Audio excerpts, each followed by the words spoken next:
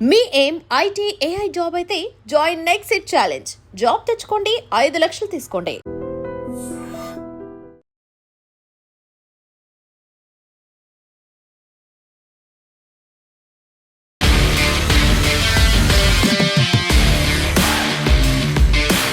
నమస్తే, welcome to I dream weekend update with Kavitha. మనతో పాటుగా ఉన్నారు foundation for democratic reforms founder doctor Jayaprakash Narayana గారు. సార్ నమస్తే. సార్ నమస్తే కవిత. సార్, ఇప్పుడు అమెరికా మన మీద 25% నుంచి టారిఫ్ని 50% చేసింది. మనమేమో ఆల్టర్నేట్స్ వెతుక్కుంటున్నాము. అదర్ 40 కంట్రీస్ మీద ఫోకస్ అనేది ట్రేడ్ కోసం పెట్టుకుంటున్నాం. ఎట్ ద సేమ్ టైం రష్యాతో కావచ్చు, చైనాతో కావచ్చు, మళ్ళీ మనం ఒక ద్వైపాక్షిక కాదు త్రైపాక్షిక సంబంధాలు కూడా మెరుగుపరుచుకోవాలని చూస్తున్నాం. యాక్చువల్గా మనం ఫోకస్ పెట్టాల్సింది దేని మీద సార్? అమెరికా కాదు అంటే వేరే దేశాలు చూసుకోవాలా, లేకుంటే మనల్ని మనం ఆత్మనిర్భరంగా చేసుకోవాలంటే ఏం చేయాలంటారు? చాలా తొందరపాటుతో అమెరికా రాష్ట్రపతి ట్రంప్ తీసుకునే చర్యలు మన దేశాన్ని రష్యా, చైనా కౌగిల్లోకి పంపిస్తున్నాయి. గత 25-30 సంవత్సరాలుగా అమెరికాతో సంబంధాలు చాలా మెరుగుపడ్డాయి. దీర్ఘకాలంలో 2 పెద్ద ప్రజాస్వామ్య దేశాలుగాను, భారతదేశం ఎదుగుతున్న ఆర్థిక వ్యవస్థగాను, ప్రజాస్వామ్య దేశాల సరసన ఉంటుంది, స్వేచ్ఛకు అనుకూలంగా ఉంటుంది, అంతర్జాతీయంగా సుస్థిరత్వానికి దారితీస్తుందని చెప్పి అందరూ నమ్మారు. ఎందుకంటే మన దేశ చరిత్ర అలాంటిది. ఇతరుల మీద దుడుకు స్వభావంతో వెళ్ళటం కానీ, దాడులు చేయడం కానీ మన దేశ స్వభావం కాదు. అంతర్జాతీయ సూత్రాలను గౌరవిస్తాం మనం. అలాంటిది చాలా వ్యక్తిగతమైన కక్షలు, కార్పణ్యం అలాంటివి పెట్టుకుని డొనాల్డ్ ట్రంప్ చాలా తొందరపాటుతో నిర్ణయాలు తీసుకున్నారు. మనకి 2 రకాలుగా చూడాలి. ఒక పక్కనేమో ఎగుమతులు ప్రధానమైన దేశం కాదు మనది.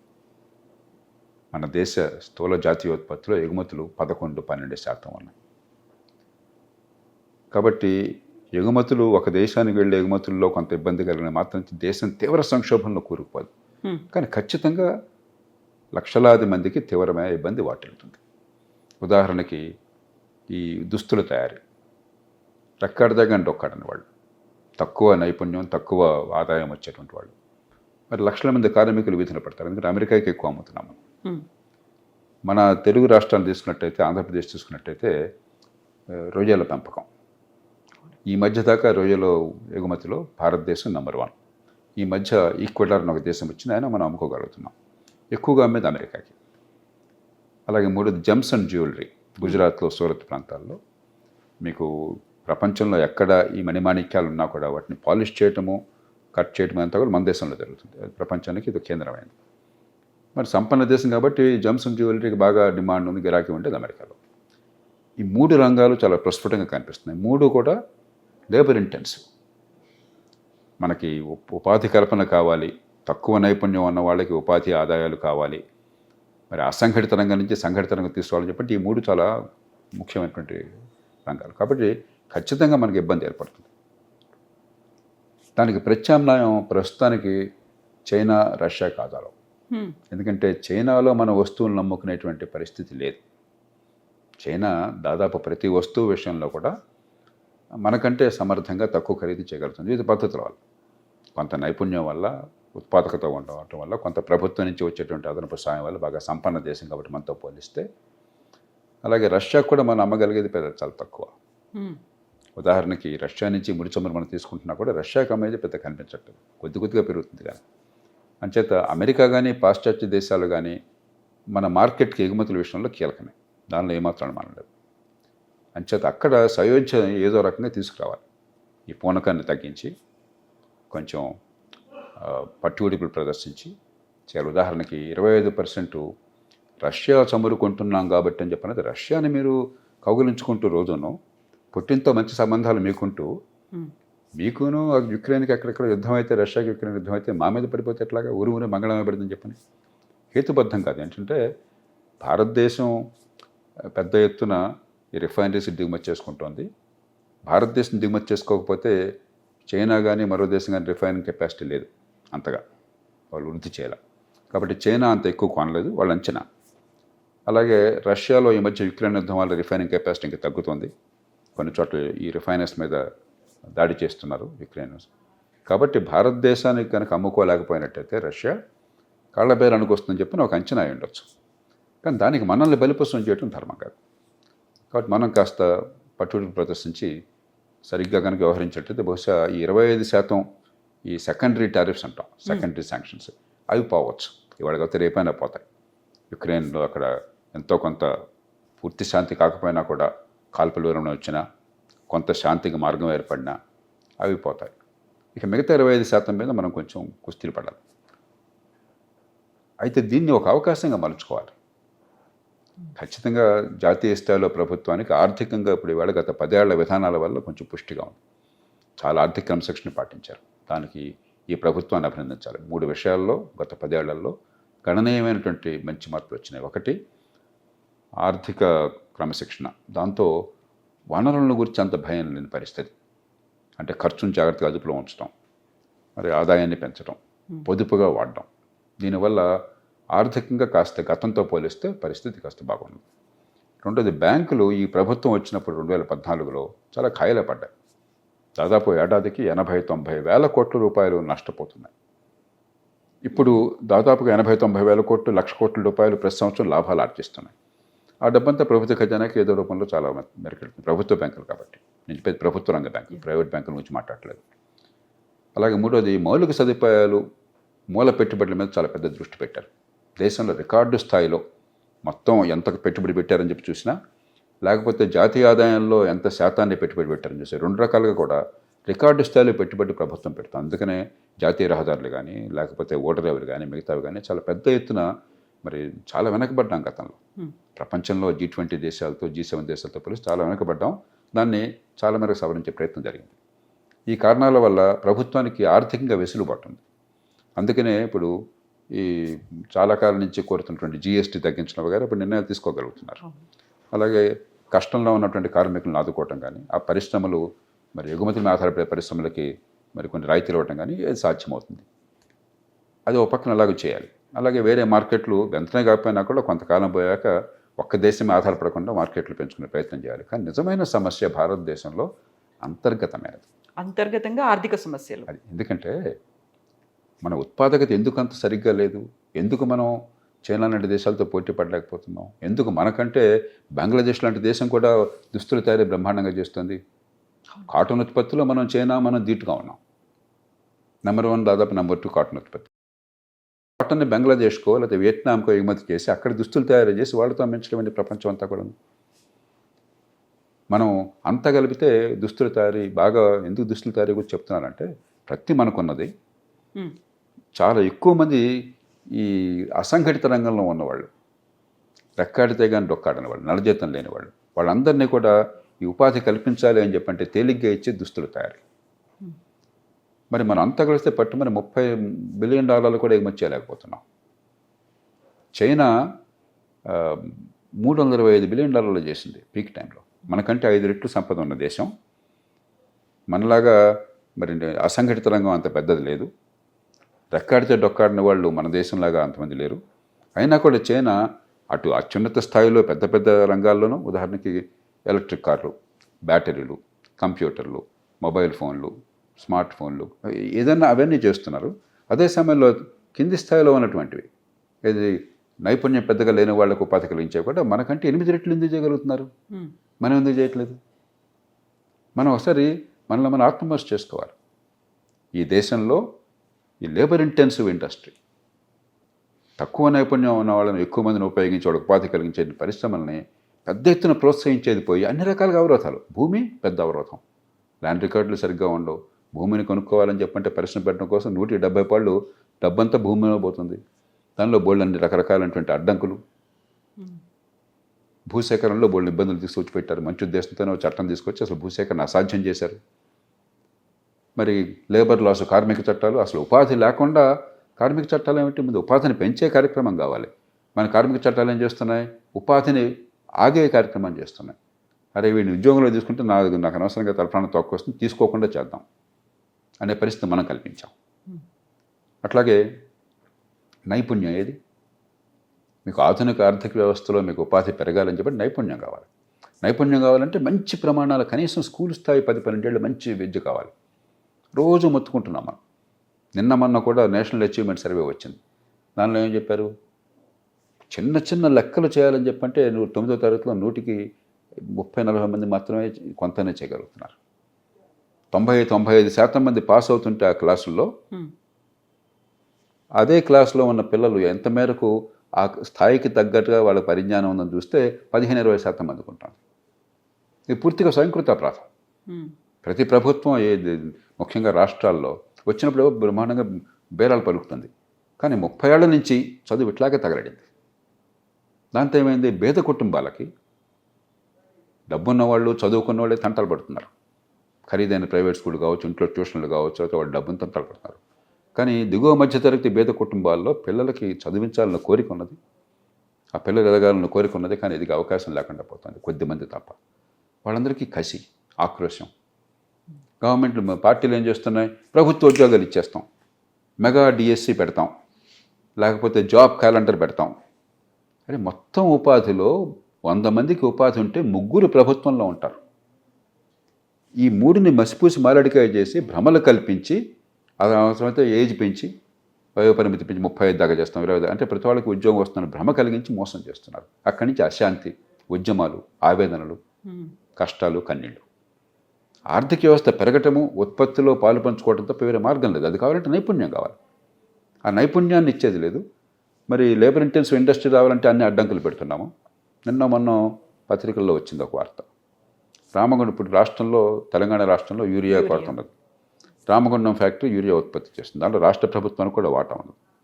జాతీయ స్థాయిలో ప్రభుత్వ రంగ సంస్థలకి, రాష్ట్రంలో ప్రభుత్వానికి, అంటే ఒక రకంగా ప్రభుత్వ సంస్థ కదా, జాయింట్ వెంచర్ అది. అక్కడ యూరియా ఉత్పత్తి అవుతుంది. అక్కడ ఏదో సాంకేతిక కారణాల వల్ల ఫ్యాక్టరీ మూతపడింది. దాన్ని రిపేర్ చేయడం కోసం కాంట్రాక్టర్ని పెడితే శాసనసభ్యుడు ఒక ఆయన, నా సంగతి చూస్తే తప్ప, నాకు ముడితే తప్ప దాన్ని ఎలా నడుస్తూ చూస్తానని చెప్పి అడుగుతున్నాడు. చివరికి మన మంత్రివర్గంలో మంత్రులు చేసిందేంటి, పిలిచి బతిమలాడి బుజ్జగించి ఏదో చెప్పాల్సి వచ్చిందట. ఇంకా పరిశ్రమలు అట్లా వస్తాయి. ప్రభుత్వ సంస్థనే మనం ఇట్లా చేస్తుంటే, యూరియా ఉత్పత్తి చేసే ప్రభుత్వ సంస్థ, యూరియా కొరత ఉన్నది రైతులకి, అక్కడ కూడా మనం అదుపు చేయలేకపోతే ఈ రాజకీయంలో ఉన్న వికృత చేష్టల్ని, మనకు ఆర్థిక పరిస్థితి ఎట్లా బాగుపడుతుంది? అదేమంటే 30 కోట్లు ఖర్చు పెట్టాం ఎలక్షన్లో, మరి మేము సంపాదించాలి కదా, రికవరీ అవ్వాలి. అది ఎక్కడ ఏమిటని చెప్పిన ఇదే లేదు. అంచేత ఈ సమస్యలన్నీ అంతర్గతమైనవి. దీనివల్ల ఏమవుతుంది, బడితున్నవాడిదే బర్రె అయిపోయింది. ఈ బడితున్నవాడిదే బర్రెగా ఉంటే పారిశ్రామికీకరణ ఒక స్థాయి మించి జరగదు. చాలా పెద్దవాళ్ళు, కొంచెం బలం ఉన్నవాళ్ళు, ముఖ్యమంత్రి, ప్రధానమంత్రి స్థాయిలో సంబంధాలు ఉన్నవాళ్ళు ఏదో ప్రయత్నం చేసుకుంటారు. మిగతా వాళ్ళు చిన్న మధ్యతరగతి పరిశ్రమలు ఉండవు. ఉపాధి కలగాలంటే చిన్న మధ్యతరగతి పరిశ్రమలు. కాబట్టి భారతదేశంలో ఆర్థికాభివృద్ధికి అవరోధం ప్రధానంగా అంతర్గతమైనది. రాష్ట్రాలేమో ఉన్న డబ్బన్ని కర్పూరహార చేసేస్తున్నాయి. పెద్ద పెద్ద 1,00,000 కోట్ల ప్రాజెక్టు, 2 లక్షల కోట్ల ప్రాజెక్టులు, ప్రజలకు ఫలితం వస్తున్నారో లెక్కలేదు. హైదరాబాద్ నగరంలో మెట్రో ఎంత బ్రహ్మాండంగా చేస్తే 300 కోట్లు కనుక అదనంగా వాళ్ళకి లోను ఏదో ఇచ్చినట్టయితే, ఒక 10 ట్రైన్లు 30 కోచ్లు వచ్చినట్టయితే రద్దీ ఉండదు. హైదరాబాద్కి 1,000 కోట్ల రూపాయలతో డబ్బులు తోడుకొస్తున్నాం మనం. మంచినీళ్ళు 40-45% మూసీ నదిలో కలిసిపోతున్నాయి. దాని గురించి మనకు ధ్యాస లేదు. ఇవన్నీ చేయకుండా మనం పెద్ద పెద్ద మాటలు మాట్లాడతాం, పెద్ద పెద్దది. కాబట్టి ఆర్థిక క్రమశిక్షణ, మంచి ప్రమాణాల విద్య, చిన్న పరిశ్రమలు, ముఖ్యంగా ఈ లేబర్ ఇంటెన్సివ్ పరిశ్రమలు పెంచడం కోసం మన లేబర్ రిఫార్మ్స్, ల్యాండ్ రిఫార్మ్స్, తర్వాత ఎక్కడికక్కడికి చిన్న పట్టణాలను పెంచడం, అందరూ హైదరాబాద్కి రావాలి, అందరూ బెంగళూరుకు పోవాలని చెప్పంటే నరకంలో పేస్తున్నారు. మీరు చూస్తున్నారు కదా, ఇప్పుడు ఇక్కడ రావాలన్నా కూడా ట్రాఫిక్ ఎట్లా ఉంది మీరు చూస్తున్నారు కదా, ఏ టైంలో చూసినా కూడా. ఇంకా ఎంతకాలం ఆర్థిక వ్యవస్థ నిలబడుతుంది, జనజీవనం ఎంత బాగుంటుంది? ఎక్కడైనా చిన్న పట్టణాలు పెంచి ఏర్పాటు చేస్తే, చిన్న చిన్న ఉద్యోగాలు అక్కడే వాళ్ళు సెటిల్ అయిపోయినట్టయితే ఆర్థికాభివృద్ధి విస్తరిస్తుంది. కోట్ల మంది గ్రామాల నుంచి ఆ చిన్న పట్టణాలకి ఊరి దగ్గరలోనే వచ్చి బాగుపడతారు. ఇవన్నీ మన చేతుల్లో ఉన్నాయి, అమెరికా చేతుల్లో, ట్రంప్ చేతుల్లో లేవు. ఇప్పుడు ఒక చైనా ఎందుకు ధీటుగా నిలబడుతుంది? వాళ్ళన్నీ సరైన పద్ధతులను పాటించారు గత 30-40 ఏళ్ళలో. కాబట్టి ఒకవేళ ఒడిదుడుకులు వచ్చినా కూడా దేశం సంక్షోభంలో ఉందన్న భయం లేదు వాళ్ళకి. అంతర్గతంగా బలం ఉన్నది, ఆర్థిక బలం ఉన్నది, సామాజిక బలం ఉన్నది, విద్య ఉన్నది, ఉత్పాదకత ఉన్నది. మనం అది చేయకుండా ఎన్ని మాట్లాడిన ప్రయోజనం లేదు. ఒక సంక్షోభాన్ని అవకాశంగా మలుచుకోవాలి. ఇది ఖచ్చితంగా పెద్ద సంక్షోభం కాదు, ఇండియా తట్టుకోగలదు, కానీ ఒక చిన్న సంక్షోభం, దాన్ని అవకాశంగా మలుచుకున్నారు. 1991 అదే చేశాం. పివి నరసింహారావు గారు, మన్మోహన్ సింగ్ ఏం చేశారు, ఏదో మొక్కుబడిగా తాత్కాలికంగా కాకుండా కొన్నైనా చిత్తశుద్ధితో చేశారు. లేకపోతే దేశం అధ్వానం పాలయ్యేది. ఆ సంక్షోభం నుంచి గట్టెక్కడమే కాదు, ఆర్థికంగా ఆనాటికి ఈనాటికి అసలు పోలిక లేదు. ఆనాడు మీకు కార్లు కావాలంటే అంబాసిడర్, ఫియట్ 2 కార్లు, అది కూడా మీరు ప్రీమియం చెల్లించాలి. నాకు బాగా గుర్తున్నది, నేను మొట్టమొదటి కారు కొన్నప్పుడు ప్రీమియం చెల్లించాల్సి వచ్చింది ఆ కారు కొనడానికి. ఆ కారు ప్రైసే కాకుండా వాడు మనకి రాయితీలు ఇచ్చి కొనండి అని చెప్పి అడిగే బదులు మనం బాబు నాకు కారు కావాలి, టైంకి అందదు కాబట్టి. ఫోన్ కావాలంటే నరకం, మనందరం చూసాం ఆ రోజుల్లో. ల్యాండ్లైన్ రావాలి అంటే ఎంత కష్టం. ఓన్ టెలిఫోన్ కింద డబ్బులు కట్టి కొన్నేళ్ళు వెయిట్ చేసి ప్రతిదానికి మధ్యలో వాడి తల కాస్త పంజారం చేసి లేకపోతే మనకు అందేది కాదు. ప్రతిదీ మనకు కొరతే. ఇవాళ అదేం లేదు. ఎందుకు సాధ్యమైంది? ఆర్థిక సంస్కరణల వల్ల. ఆ సంక్షోభాన్ని అవకాశంగా మలుచుకున్నాం. ఇవాళ కూడా ఈ మినీ సంక్షోభాన్ని అవకాశంగా మలుచుకుని ఈ మార్పులు తెస్తే అప్పుడు ఖచ్చితంగా దేశంలో ఆర్థిక ప్రగతి ఉంటుంది, ప్రపంచంలో ఒడిదుడుకులు తట్టుకునే శక్తి వస్తుంది. లేకపోతే ఎప్పుడు మరి దినదినగండం నూరేళ్ళ ఆయుష్లాగా ఉండకూడదు ఇంత పెద్ద దేశం. సో ఇప్పుడు వోకల్ ఫర్ లోకల్ అనే కాన్సెప్ట్ గతంలో వచ్చింది. ఆత్మనిర్భర్ భారత్ అనేది మన ప్రొడక్ట్స్ని మనమే వాడుకోవాలి, యూస్ చేయాలి అనేది ఇవన్నీ వచ్చిన తర్వాత అది నినాదం అవుతోంది. నిజంగా మీరు చెప్పినట్టుగా ఎగ్జిక్యూషన్లోకి రావాలి, ప్రతి ఒక్కరికి రీచ్ అవ్వాలి అంటే ఇంకా ఏం జరగాలంటారు? ఇప్పుడు ఆధునిక యుగంలో కవిత పూర్తిగా స్వావలంబన ఏ దేశానికి సాధ్యం కాదు. మనం సప్లై చైన్స్ అంటాం. ఈ సప్లై చైన్స్లో ఏది ఎక్కడ ఉత్పత్తి అవుతుందో మనం చెప్పను కూడా చెప్పలేం. అంతగా ఒక ఫోన్ అంటే లేకపోతే వాచ్ ఉంటే ఏదో ఒక చిన్న స్క్రూ ఎక్కడో అవుతుంది, మరో ఇంకో గ్లాస్ ఇంకో చోట అవుతుంది, ఈ మెటల్ స్టాప్ ఇంకో చోట అవుతుంది. ప్రపంచంలో అంతా ఇంటిగ్రేట్ అయిపోయినాయి. కానీ వీలున్నంత మేరకు ఖచ్చితంగా మన దేశం ఇతరులను ఆధారపడకుండా మన ఉత్పత్తిని పెంచే ప్రయత్నం చేయాలి. మనం అమ్ముకోవాలి కానీ వాళ్ళ కొనుక్కోవటం కాకూడదు. అప్పటి అడ్డు పట్టడం కాదు, అంటే మన ఉత్పాదకత పెరగాలి, మనం పోటీలో తట్టుకోగలగాలి. మన వస్తువుల మన్నిక కానీ ఖరీదు కానీ మిగతా వాళ్ళతో సమానంగా ఉండాలి, వాళ్ళకంటే ఇంకా బాగుండాలి. కొంతమేరకు ఆ పరిస్థితి వస్తుంది. గతంలో విదేశాల నుంచి వస్తే తప్ప మనకు అసలు ఏమి పనికొచ్చేవి కాదు. ఇప్పుడు అలా కాదు. మన కార్లు కానీ మిగతావి కానీ ఈ దేశంలో ఉత్పత్తి అవుతున్నాయి, మొబైల్ ఫోన్లు కూడా ఉత్పత్తి అవుతున్నాయి. కానీ ఇంకా చాలా రంగాల్లో మనం ఇతరుల మీద ఆధారపడి ఉన్నాం. రెండోది వోకల్ ఫర్ లోకల్లో నాకు అర్థమైంది ఏంటంటే, ఒకప్పుడు ఇప్పుడు కొంచెం తగ్గింది అనుకుంటున్నాను నేను, ఈ ఫ్యాన్సీఫుల్గా విదేశీ వస్తువు అంటే మోజు, లగ్జరీ బ్రాండ్స్, అది అవసరం ఉన్నా లేకపోయినా కూడా బ్రాండ్ కోసం కొనటం, మన డబ్బులు తగలేయటం, దాంతో ఏమవుతుంది, మన విదేశీ మార్గ ద్రవ్యం పోతుంది. ఆ దేశంలో ఉత్పత్తి చేసేవాడిని పోషిస్తున్నాం, మన దేశంలో ఉత్పత్తి చేసేవాడిని మనం నిర్లక్ష్యం చేస్తున్నాం. కాబట్టి మన అంతర్గతంగా మనకు ఉండాలి. అది ఉందని నేను నమ్ముతున్నాను. భారతదేశంలో ఇతర దేశాల వస్తువులు ఇక్కడికి వచ్చిన మాత్రం చేత ప్రజలను తిరిగి కొనరు. మన వినియోగదారులు చాలా ఆచితూచి వ్యవహరిస్తారు. దేశభక్తి అని కాకపోయినా కూడా ఇంత పెడుతున్నాం ఖర్చు, ఈ ఖర్చుకి లాభం ఉందా లేదా అని ఆలోచిస్తారు. అందుకనే చాలా ప్రపంచ బ్రాండ్లు భారతదేశంలో పెద్ద అమ్ముడు పోలా. పెద్ద పెద్ద మల్టీనేషనల్ కంపెనీస్ ఇండియాలో మీరు కోకోకోలా దగ్గర నుంచి అయితే పెద్ద లాభాలేమి ఈ దేశంలో ఆర్జించలా. ఏదో ఒక పెరుగుతున్న మార్కెట్ కాబట్టి పెద్ద జనాభా ఉంది కాబట్టి ఇక్కడ ఉండాలని చెప్పి ఉన్నారు తప్పితే పెద్ద లాభాలు వాళ్ళకని రాలా. ఎందుకంటే ఈ దేశంలో వినియోగదారులు కాస్త ఆచితూచి వ్యవహరిస్తారు. అంచేత నాకు ధైర్యం అన్నది. కాబట్టి మనం చూడాల్సినప్పుడు ఏంటంటే, ప్రజలకి మనం ధర్మోపన్యాసం ఇవ్వడం కాకుండా మన మన్నిక పోటీలో తట్టుకునేటువంటి శక్తి ఉండేట్టుగా మన ఉత్పాదకతను పెంచడం ఎట్లా, మన ప్రొడక్టివిటీ పెంచడం ఎట్లాగా, అక్కడ ప్రభుత్వం పాత్ర చాలా ఉంది. సార్ ఇప్పుడు అమెరికా కాదండి, లేకపోతే అంత టారిఫ్లు పెంచిన తర్వాత మనం ఇంకా 40 దేశాల వైపు మనం చూస్తున్నాము.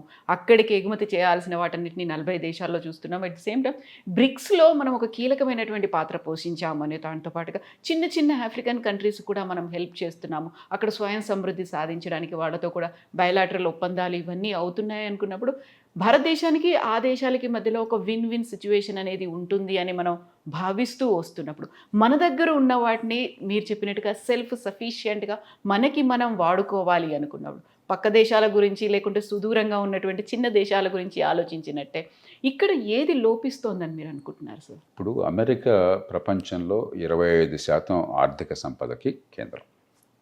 ప్రపంచం మొత్తంలో ఉత్పత్తి దాదాపుగా $112 బిలియన్, $120 ట్రిలియన్ ఉంది. అమెరికా ఒక్కటే $31 ట్రిలియన్ దగ్గర ఉంది.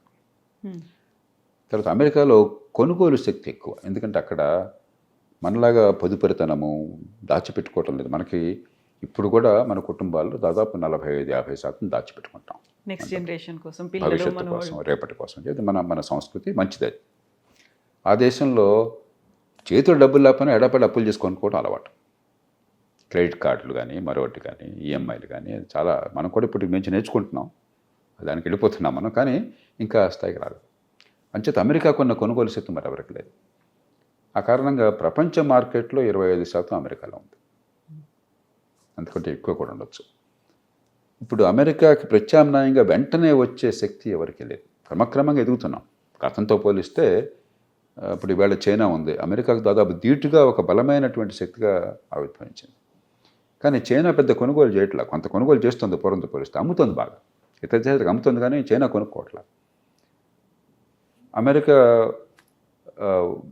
$31 ట్రిలియన్ అంటే మీరు చెప్పే బ్రిక్స్ దేశాలన్నీ కలిపితే $32 ట్రిలియన్ ఉన్నాయి. కానీ దానిలో అత్యధిక భాగం చైనా. చైనా ఒక్కటే $17-18 ట్రిలియన్ ఉంది. మనం ఒక $4 ట్రిలియన్ ఉన్నాము. మిగతావన్నీ కలిపితే ఇంకా $7 ట్రిలియన్, $5 ట్రిలియన్ అవుతాయి. కాబట్టి ఈ దేశాలకి ప్రస్తుతం కొనుగోలు శక్తి కాలేదు. ఎందుకంటే ఆదాయం ఒక స్థాయి దాటి పెరిగితేనే కొనుగోలు శక్తి పెరుగుతుంది.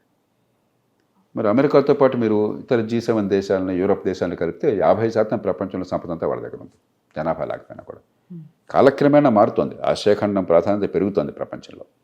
కానీ మనం అమెరికాకి ప్రత్యామ్నాయంగా ప్రపంచ ఆర్థిక వ్యవస్థ వెంటనే పెరిగింది, మార్కెట్లు పెరిగినాయి, అమెరికా లేకపోయినా మిగతా మార్కెట్లో మనం అమ్ముకోవచ్చు అన్నది ప్రస్తుతానికి అది జరిగే పని కాదు, కొంతకాలం పడుతుంది. బహుశా ఒక 20 ఏళ్ల తర్వాత, 25 ఏళ్ల తర్వాత క్రమక్రమంగా అమెరికా పాత్ర కొంచెం తగ్గుతుంది. అమెరికా ప్రపంచం నెంబర్ 1గానే కొనసాగుతుంది, కానీ అమెరికా పాత్ర కొంచెం తగ్గుతుంది, మిగతా దేశాల పాత్ర పెరుగుతుంది. అది ఇప్పటికే ప్రారంభమైంది 20 ఏళ్ళుగా, వచ్చే 20 ఏళ్ళు ఇంకా పెరుగుతుంది. అంచేత మనం ఇప్పుడు ఏదో మనం ప్రపంచాన్ని జయించేసామని చెప్పిన గర్వంతో విరవగడం కాకుండా కాస్తంత నమ్రతతో కొంచెం మన భవిష్యత్ ప్రయోజనాలను దృష్టిలో ఉంచుకుని పట్టుదల ప్రదర్శించాలి. ఇప్పుడు మనకి చిన్న ఆఫ్రికా కంట్రీస్తో కూడా ఒప్పందాలు కుదుర్చుకుంటున్నాం, లేకుంటే అక్కడ ఉన్నటువంటి రేర్ ఎర్త్ మెటల్స్ని ఎక్స్ట్రాక్ట్ చేయడానికి కూడా వాళ్ళకి కావాల్సినటువంటి సహాయ సహకారాలు అందిస్తూ ఉన్నాం. మీరు చెప్పినట్టుగా ఇప్పుడు బ్రిక్స్ దేశాలకి అంత తక్కువ అనేది కెపాసిటీ ఉన్నప్పుడు చిన్న చిన్న దేశాలతో పోలిస్తే వాళ్ళతో ఫ్రెండ్షిప్స్ కావచ్చు, లేకపోతే స్వయంగా ప్రధానమంత్రి నరేంద్ర మోదీ అక్కడికి వెళ్ళి వాళ్ళతో మాట్లాడడం, ఇప్పటిదాకా ఎవరు చేయని పని మనం మోదీ చేశారు అనేటువంటి వార్తలు, విశ్లేషణలు ఇవన్నీ చూసిన తర్వాత ఎస్ మీరు చెప్పినట్టుగా అమెరికాని ఢీకొని ఇంకో చోటికి వెళ్ళడం అంటే కొంచెం కష్టమైనప్పటికీ కూడా అమెరికాలో ఉన్నటువంటి ఎకానమిస్టులు మాత్రం మనల్ని ఒక ఏనుగులాగా అభివర్ణిస్తున్నారు. అమెరికానేమో ఒక చిన్న ర్యాట్ అయినట్టు. ఎక్కువ ఊహించుకోవద్దు. కానీ మొదటిది ఏంటంటే చైనా ప్రపంచంలో ఎక్కడ ఈ ఇంధనాలు ఉన్నా సరే, లేకపోతే ఎక్కడ ఓర్స్ అంటాం మనం, ఖనిజాలు ఉన్నా సరే, చాలా ముందు చూపుతూ ఆ దేశాలతో సంబంధాలు పెట్టుకుని అక్కడ మైన్స్ అన్నింటిని కూడా వాళ్ళు సొంతం చేసుకోగలిగారు. కాబట్టి ప్రపంచంలో ఈవేళ మీరు చెప్పారు ఇందాక క్రిటికల్ మినరల్స్ అని చెప్పంటాం, రేర్ ఎర్త్స్, అక్కడ 90% చైనాలో ఉత్పత్తి అవుతున్నాయి. అంటే దాదాపు టోటల్ మొనోపలీ వచ్చేసింది చైనాకి.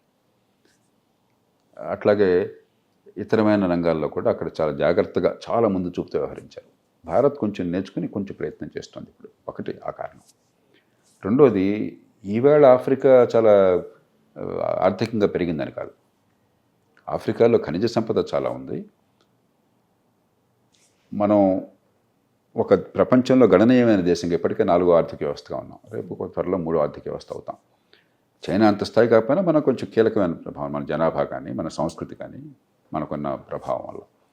అలాంటి ఆఫ్రికాని మనం విస్మరించలేం. ఇవన్నీ కూడా దీర్ఘకాలంలో ప్రపంచంలో మన ఎంతో కొంత మన ప్రభావం ఉండటం కోసం, మనకి ఒక ప్రపంచంలో గుర్తించదగ్గ ఒక దేశంగా మన గణన కోసం అని చెప్పని ఈ దేశాలతో సంబంధాలు అవసరం. మూడోది, ఆఫ్రికా ఈవేళ జనాభా 130-140 కోట్లు ఉన్నది, 250 కోట్లు కాబోతోంది. ప్రపంచంలో అన్ని ఇతర ఖండాల్లో జనాభా తగ్గబోతోంది వచ్చే 40-50 ఏళ్లలో, భారత్తో సహా. భారత్ జనాభా బహుశా 160-165 కోట్లకి వెళ్ళి 170 దాటదు. తర్వాత అక్కడ ఆగిపోయి క్రమక్రమంగా తగ్గుతుంది. చైనా తగ్గటం మొదలెట్టింది, జపాన్ తగ్గటం మొదలెట్టింది, యూరోప్లో దాదాపు అన్ని దేశాలు తగ్గటం మొదలెట్టినాయి.